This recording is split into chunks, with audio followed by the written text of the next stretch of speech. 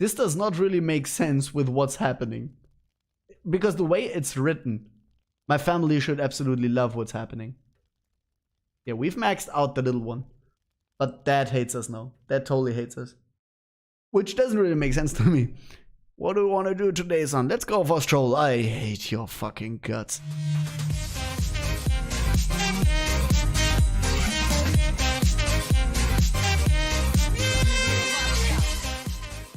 Welcome back to the 4th episode.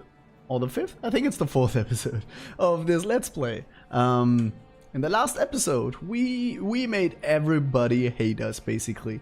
No one was happy with the choices we made.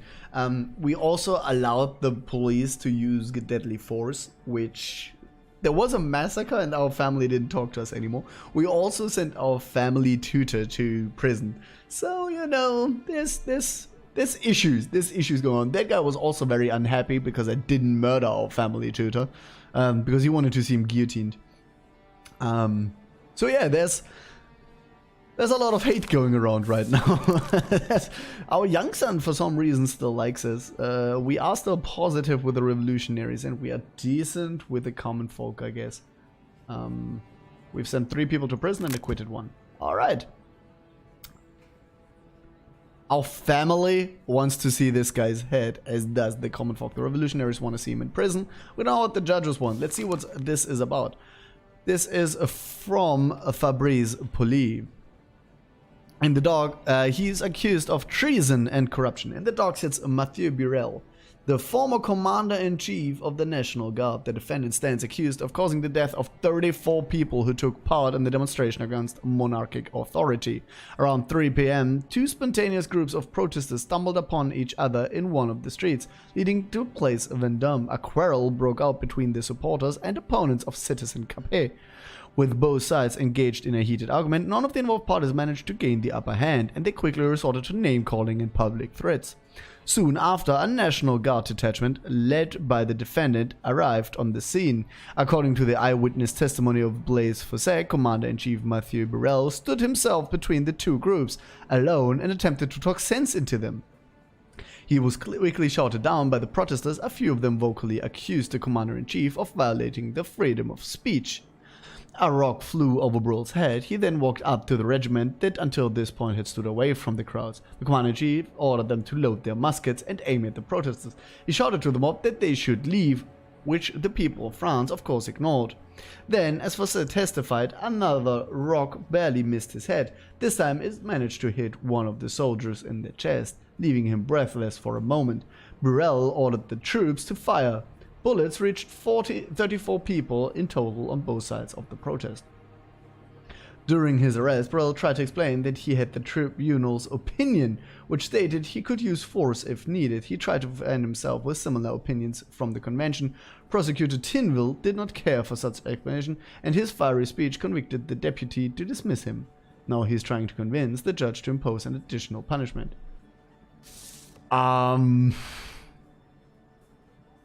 The defendant may introduce himself. Well, no, this one is Mathieu Burel, Commander-in-Chief of the National Guard. And shut up already. Let us proceed directly to the testimony. This is obviously an issue. Causing death is the accusation. Protesters are... Defense? I don't know. The crowd's further.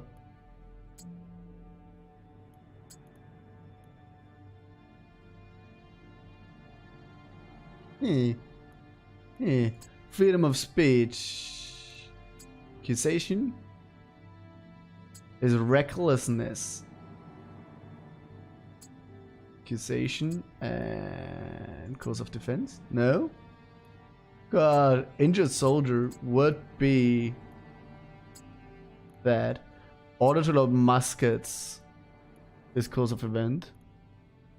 The Commander-in-Chief's dismissal.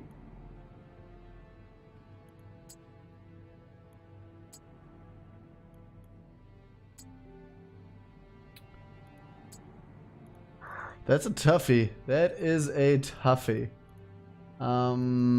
We still have 3 questions to reveal. We can't make any more mistakes. One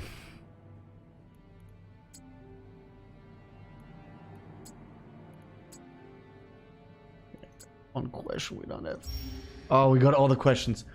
Who? At least that. At least that. Okay, so the order to load the muskets obviously was a bad decision. It was a bad decision to let him use force. We probably shouldn't have done that. Is the condemned aware of the severity of the charges? You understand that 34 citizens were killed.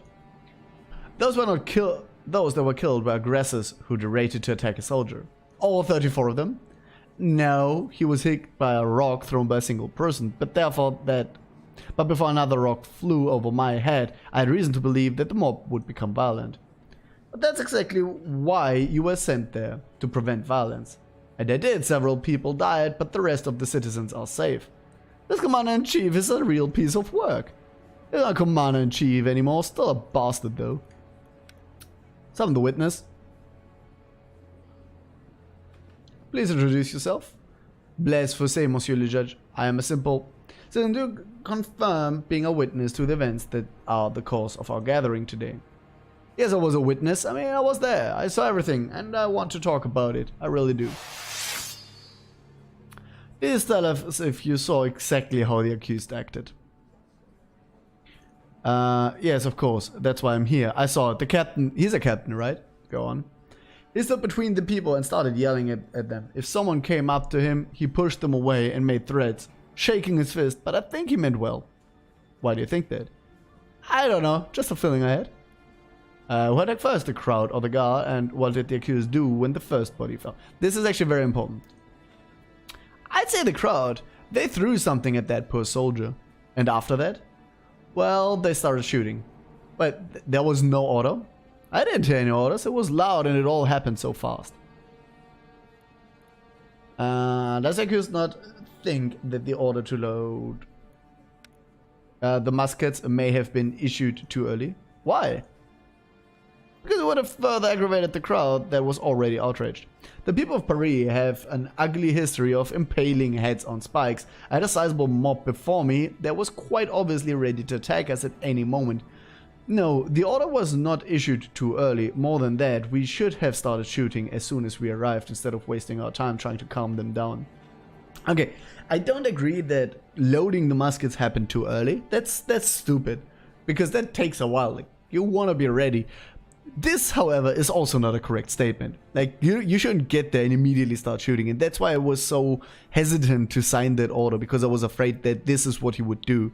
I'm actually glad that he tried to talk them down.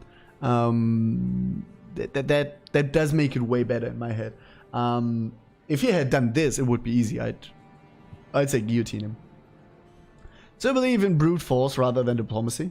If diplomacy had any chance of success in this situation, deputies of the convention would have been sent instead of the guard, yet none of them decided to shop. That's also fair. That's a fair point. I wonder why. That's actually a fair point. You're given a reason for your dismissal.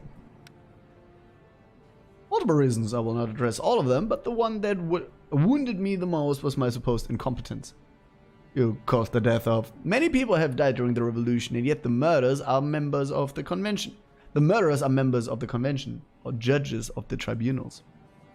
The accused should choose his words more carefully. That is slander, a tool of the monarchist. Spare me your speeches. If you had any decency left in you, you would remain silent. If we let you go, would you go back to your duty? No. I can see that being a scapegoat is the best I could have hoped for here. A deputy or a judge makes a mistake, so they convict a soldier. That is how it has always been and how... But I didn't make a mistake. I told you can use force. I didn't tell you to use force. There's a very big difference between those two. So telling me that me as a judge, I made a mistake here, let's behead a politician. That's probably the best idea. But don't worry, it will happen soon. Maybe it did happen. I don't know if the king's still alive. Why did the citizens stand between the fighting group? Why did the citizens stand between the fighting groups? I know for a fact that you can decrease tension with a reason and mediation of a third party. I was not involved with either of the groups. Hey, do you mean to say that you are not a supporter of the revolution? Oh, shut up, Tyndall. Shut up. During these events, I was a soldier and an officer first and foremost. I would not allow myself the comfort of having political views. Why? The security of the people was my most important thing. Citizens from surrounding houses first, protesters second. Since we are far beyond those events, I take the lack of clear answers as evidence of your support for the monarchy. Can you shut up, Tinville? I hate you. I hate you, Tinville. I have always remained loyal to France and her people. What words did you use when addressing the crowds? I asked them for a moment of silence, then when they were quiet, when they were fighting. Why they were fighting. That's when the peace ended and both sides started throwing accusations. Maybe you shouldn't have intervened. Maybe you only agitated the crumble.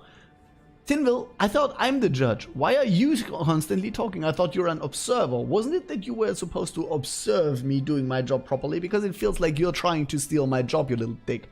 Can I guillotine him? I want to guillotine Tinville. Anyway, how? By asking for a moment of silence? Is there anything else?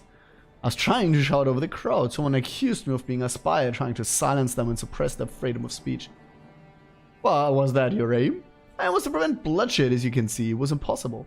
You know what? I'm actually with this guy. Like, he did have that one stupid sentence of having to do it earlier.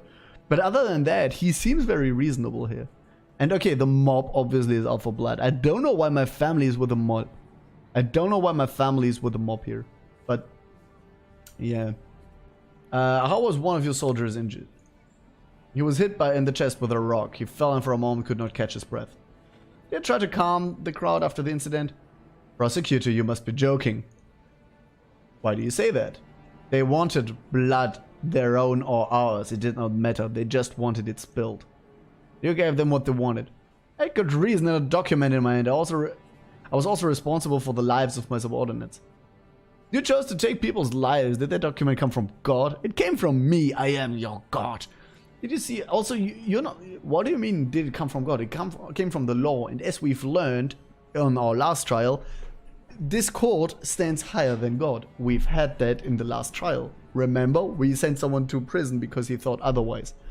Do you see yourself as a reckless commander?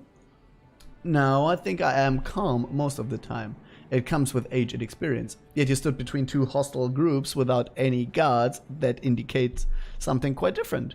That is called bravery. I would not send a regular soldier. I risked my own life and also hoped that seeing a high-ranking officer would make them come to their sense. So it did not work.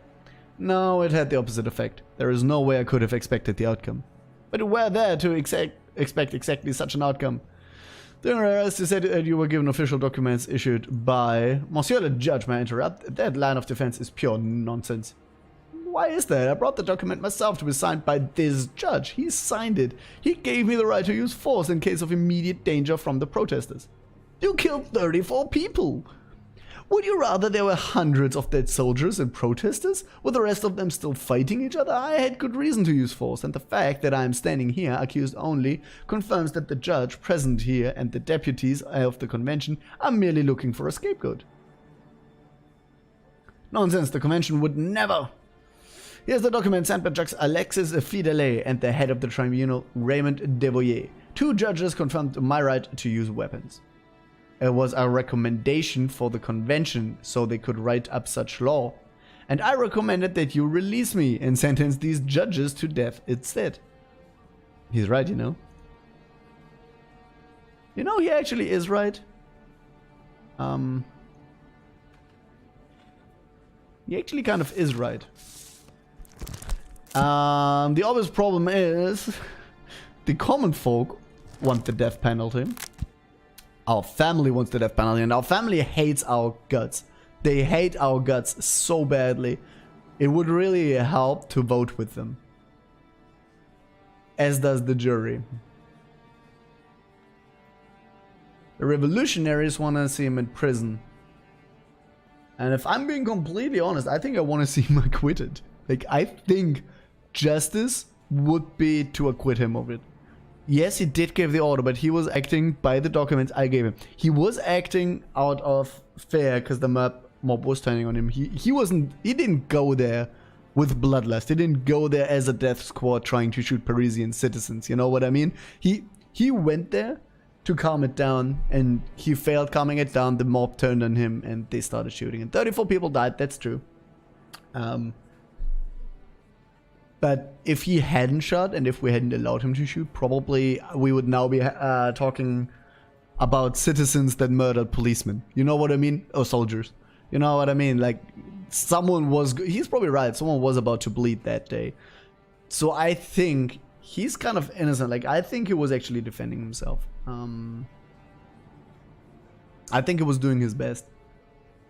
So I don't really want to kill him. I don't think that this would be justice. But the thing is, politically speaking, the jury wants it, the common folk want it, and the family wants it. I think we have to kill him. And I hate that we have to. If this was lower, a tiny bit lower, just a tiny bit lower, I'd go with the revolutionaries and we'd deal with the family somehow, right? We'd deal with the family somehow. What's here? Are you going the same way?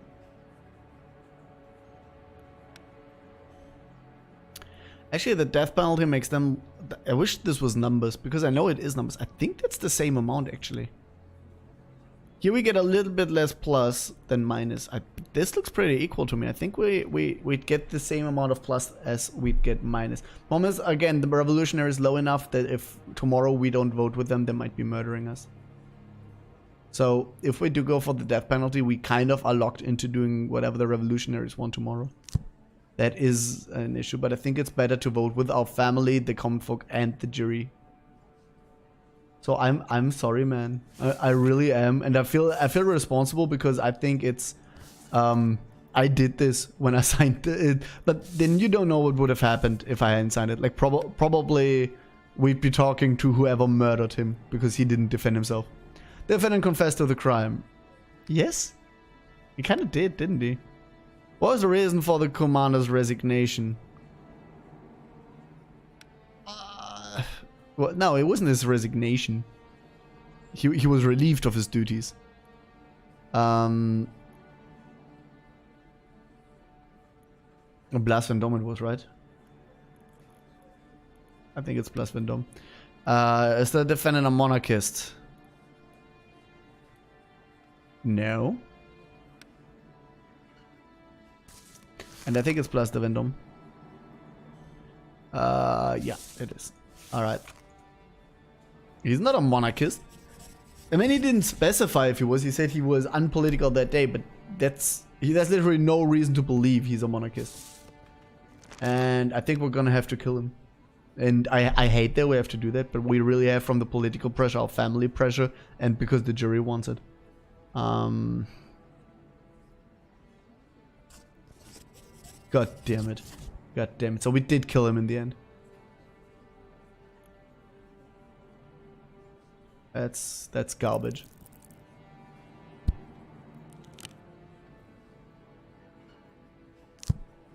I have sentenced Mathieu Burrell to death by guillotine. The souls of the victims may now rest in peace. Let him share the fate of those he shot. What? What? Are you kidding me? Why would you say he's a monarch? Okay, he didn't specify, but he actually did say that on the day he wasn't anything. So he was implying that he was a revolutionary, usually. And he never, like, the crime was killing the 34 people. And he did confess to killing them. He said he's innocent. Like, he said that he had reason to do it and that it was self-defense, but he still confessed to being the person that ordered to shoot the 34 people. So I'm against you, man. I'm against you. Also, my reputation and my influence points went down because of all of this. And see, that was the same amount. It was plus and minus side. So it was actually okay-ish for me as an outcome, I guess. But I'm not happy with having to kill him. I think we should have let him go, but I couldn't. That would have been a nightmare for me politically. And probably I'd have to restart the game then. Maybe I could win the heart of the crowd. And the favor of the crowd by delivering a speech or proceed directly to the execution. Remember, once you start your speech, there is no going back. An awkward or clumsy speech will earn you nothing but a ridicule from the audience. The crowd's attitude, depending on your reputation, the crowd will be more or less aggressive. On my reputation, okay. I should have a pretty decent reputation, right? I don't know. Let's talk to them. Strategic building. Before attempting persuasion, you may explore different approaches to all the topics of the conversation. After employing every kind of emotion, you will receive an evaluation of your choices. Each attribute comes with a set of emotions that can have a positive and negative impact. Learn their effects to manipulate the people or person any way you please. Their reputation, the more you know about the other speaker's attitude. You can also obtain the information by spending influence points. I have no idea what's happening.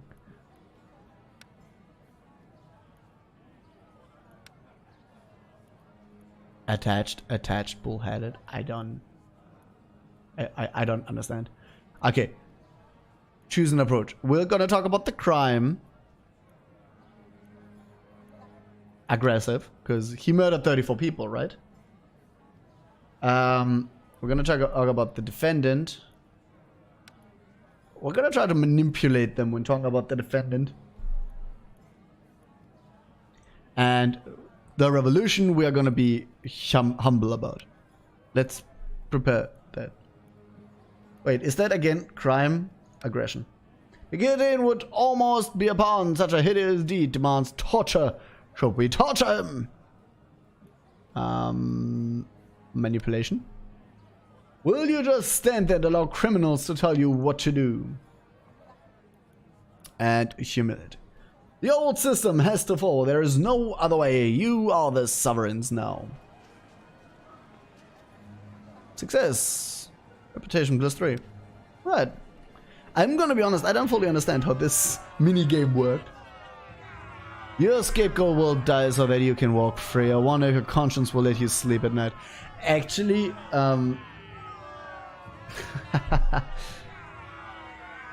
he is the scapegoat. He totally is. He totally is. I don't understand why my family was on his side. And I don't even understand why the jury was... I like why my family wanted him murdered. I don't understand why the jury wanted him murdered. It would make way more sense to accuse anyone but him. But yeah. That's it, right? Pull the rope. Oh my god, they actually made me pull the rope. Come on.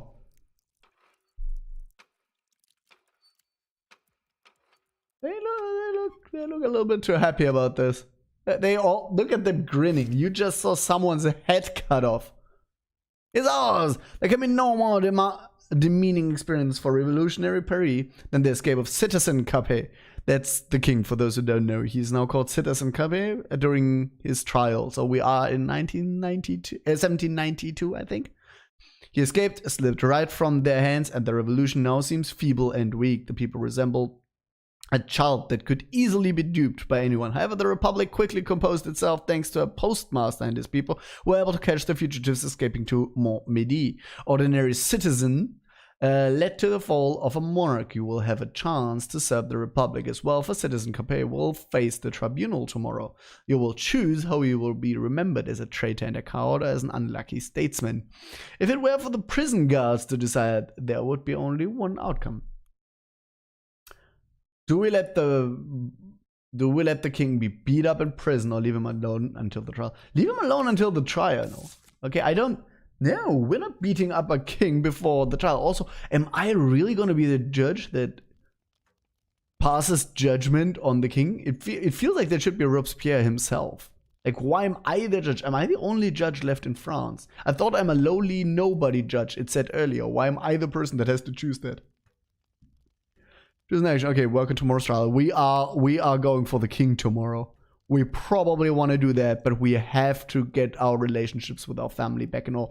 The little one's at a happy place, and that's very good. But we need to get the other people up.